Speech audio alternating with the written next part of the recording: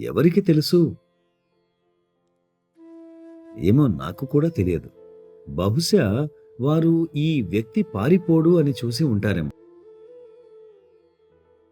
వారు ఎన్నోసార్లు నన్ను ఈ మిషన్ నుండి బయటకు పంపించి వేయడానికి చూశారు. ఇది వినడానికి కూడా ఆశ్చర్యం కలిగిస్తుంది. It may be surprising to hear this also. ఒకరోజు నాకు చారీజీతో ఒక అందమైన వాదన జరిగింది. ఆయన నోటితో చెప్పడమే కాక ఒక ఉత్తరం కూడా రాశారు. వారు మిషన్ నుండి నిన్ను నేను బయటకు పంపివేయగలను అని రాశారు. So you can imagine the kinds of tests one goes through when something greater is awaiting you. దీనిని బట్టి ఏదైనా ఉన్నతమైనది మన కోసం ఎదురు చూస్తున్నప్పుడు మనం ఎదుర్కొనే పరీక్షలను ఊహించవచ్చు. బాధ్యతలను మీపై ఉంచాలనుకున్నప్పుడు సంక్లిష్టమైన పరీక్షలు ఎదురవుతాయి. అది నిన్ను నిజంగా కుదిపివేసి ఇక ఈ మిషన్ వద్దు, మాస్టరు వద్దు, ప్రశాంతమైన జీవనం గడుపుదాం అనేలా చేస్తుంది. మీ సొంత ఇంటిలో నుండి మిమ్మల్ని బయటకు తోసేస్తామని ఎవరైనా అన్నారనుకోండి. అలాగే ఎల్లప్పుడూ మనదిగా భావించే మిషన్ నుండి మనల్ని బయటకు గెంటివేస్తామన్నప్పుడు మీరు ఎలా అనుభూతి చెందుతారు? మీకు పరిగెత్తి పారిపోవాలనిపిస్తుంది. అయినా కానీ మీరు ఇక్కడే ఉండిపోతారు. అందువల్ల ఎందుకు పరీక్షలకు గురి చేస్తారనేది అర్థం చేసుకోవడం అంత సులభం కాదు. So it's not very easy to understand why they do these sorts of tests. ఒకవేళ నేను దీనిలో ఓడిపోయినట్లయితే, ప్రతిస్పందించినట్లయితే, ఈ చారీజీ ఒక మార్గదర్శకునిగా వ్యవహరించడం లేదు, నన్ను బయటికి పొమ్మంటున్నారు అని ఆయనతో మిషన్తో సంబంధాలను తెంచుకున్నట్లయితే నా సొంత విధిని నేనే నిర్మించుకున్నట్లు. Then I am designing my own destiny. అందువల్ల ఆయనకు మనం శరణాగతి కావాలి.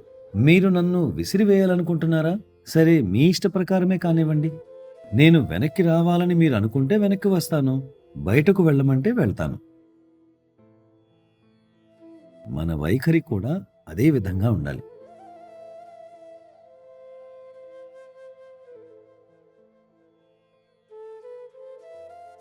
The tests are always performed.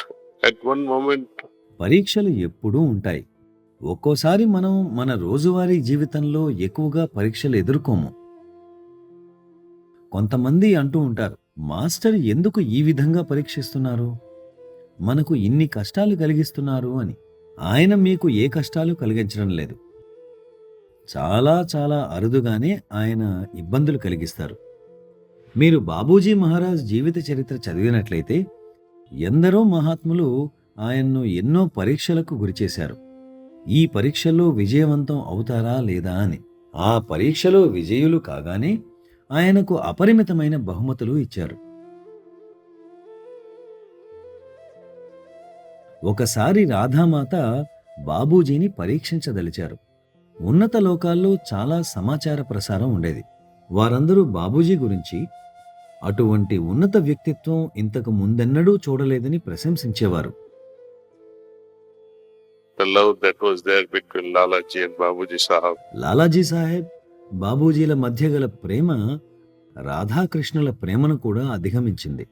అందువల్ల రాధామాత ఆయన్ను పరీక్షించాలని అనుకున్నారు. ఆమె మనసులో ఏదో అనుకుని దాన్ని తెలియజేయమని బాబూజీని అడిగారు. అది చాలా కష్టమైన పరిస్థితి. మనం ఎదురెదురుగా ఉన్నప్పటికీ నేను మీ మనసును చదవలేను. Though we are face to face. మీరు ఇక్కడుండి బ్రైటర్ వరల్డ్లో ఉన్న ఒక వ్యక్తి మనసును చదవడం అంటే ఇక ఊహించండి. కానీ ఆయన చదివారు. దానికి వారందరూ ఎంతో ప్రశంసించారు. లాలాజీ సాహబ్, స్వామి వివేకానంద సంతోషంతో నృత్యం చేశారు.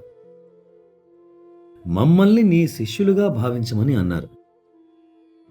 అప్పుడు బాబూజీ ఏమంటారు? తన మాస్టరే తనను శిష్యునిగా స్వీకరించమని అన్నప్పుడు మీ తల భూమిలో దాచుకోవాలి అనిపిస్తుంది. There is he joking or what? హాస్యమాడుతున్నారా అనిపిస్తుంది. అందువల్ల నిజానికి ఇది చాలా ఆసక్తికరమైన ప్రయాణం. Spotless love, selfless love.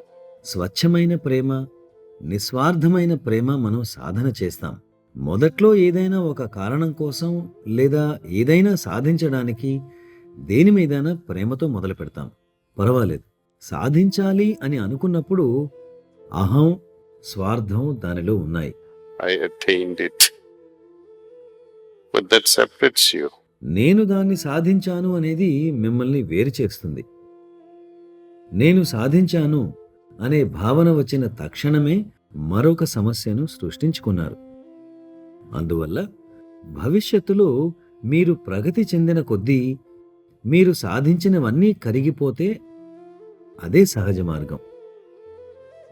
గతాన్ని మర్చిపోవడం కూడా అదే. Not just forgetting your miseries and pains, but also all those attainments, goodies. మీ కష్టాలు, బాధలే కాదు, మీ ఆనందాలు, మీరు సాధించినవి కూడా మర్చిపోవాలి. లేనట్లయితే మీరు కట్టివేయబడి ఉంటారు. అవి బంగారు సంకెళ్ళైనా లేదా ఇనుప సంకెళ్ళైనా. బంధనం ఏదైనా బంధనమే.